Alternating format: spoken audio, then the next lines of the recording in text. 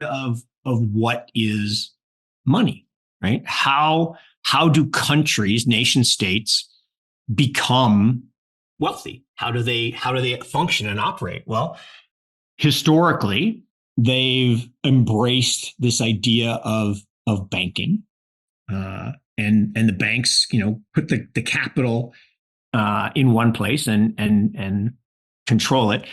Then they adopt this idea of central banking, which goes back to the 1600s from the Dutch.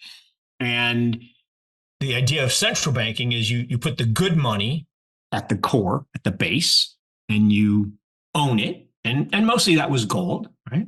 We all have heard of Fort Knox. And everybody's like, well, is the gold really in Fort Knox? Like, do we really have gold backing our money? It's another question. We know the Chinese are buying, we know the Russians are buying, we know El Salvador had been buying, and now they chose to buy this new asset.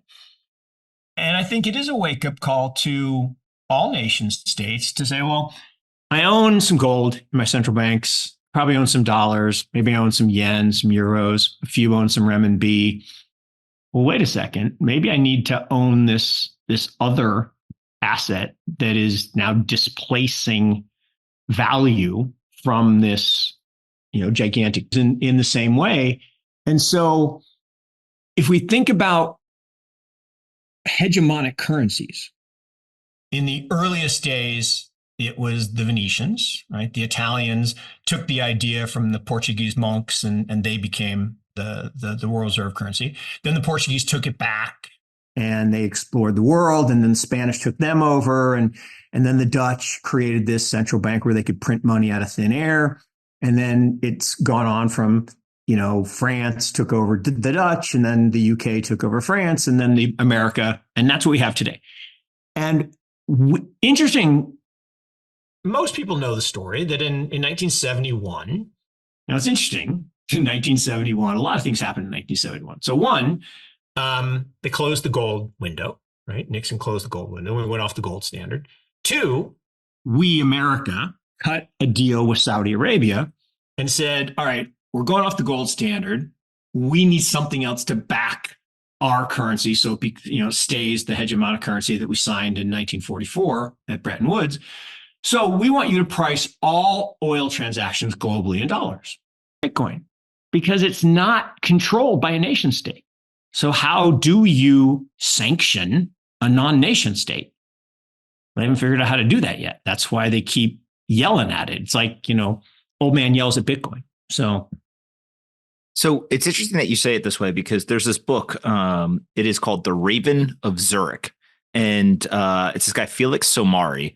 And I'll just read you kind of the first couple of sentences from the summary, which is Felix Somari, known in his lifetime as the Raven of Zurich for his dire but accurate predictions of the future, led a life of action as banker, social thinker, diplomat, and relentless battler for the integrity of currencies as the key to democratic survival. Now, this guy was around, call it 20s, 30s, etc.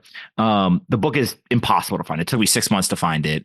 And it's not illuminating in he is writing to tell specific lessons. It's a memoir, right? But you can pull lessons out of it. And one of the big things is he doesn't believe in nationalism, because he says like a mind virus, basically, that makes a nation sick. And they make ill-guided decisions. Stop. And that what that means is your wealth can be taken back from you through devaluation. And absolutely, this is right. If you think about up to 15 years ago, okay, before the advent of this perfectly secure ledger that created, and Eric Schmidt talks about this, and he says what Satoshi Nakamoto gave us, Bitcoin, yes, but more importantly, the ability to have a unique asset in the digital world, right? Because of triple entry accounting.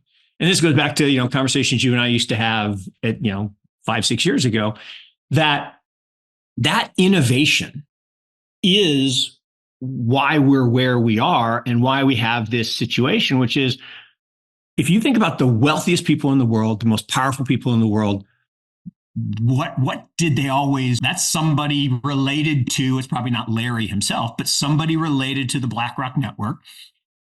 And if you knew that you had 10-ish billion of demand for your new Bitcoin ETF, you don't know where you're going to find that because there's not that much circulating supply ready to trade. So what would you do? Before the launch, because you knew when the launch was going to happen, they knew, you would go accumulate a bunch so you could sell it to yourself. And I think that's what's happening. So as these ETFs continue to perform well, there's going to be tons of excitement and or pressure from regulators on regulators to do all the altcoins. Do you think those will get approved? So that's a very complex topic. My immediate answer is no. And why do I think that? Is I don't think the regulators really started talking about Forum More Greek Digital because of Patrick O'Shaughnessy's podcast, right? Which I think was like the shortest podcast you've ever done. It was only like 26 minutes. But I remember listening to that going, that sounds like something I would say. That sounds like something I did say. Wait a minute, I need to meet this guy. So that podcast changed my life. So, podcasting is pretty powerful. But you also changed my view the other day in that I've been railing against meme coins since they started because I'm like, this is stupid, right? This is literally Ponzi. So Mark Cuban and Elon Musk start this thing and he puts it on his thing and everybody buys it. Y'all do realize the moment those two guys leave, the price goes to zero and it's, last person out is stuck with the biggest losses.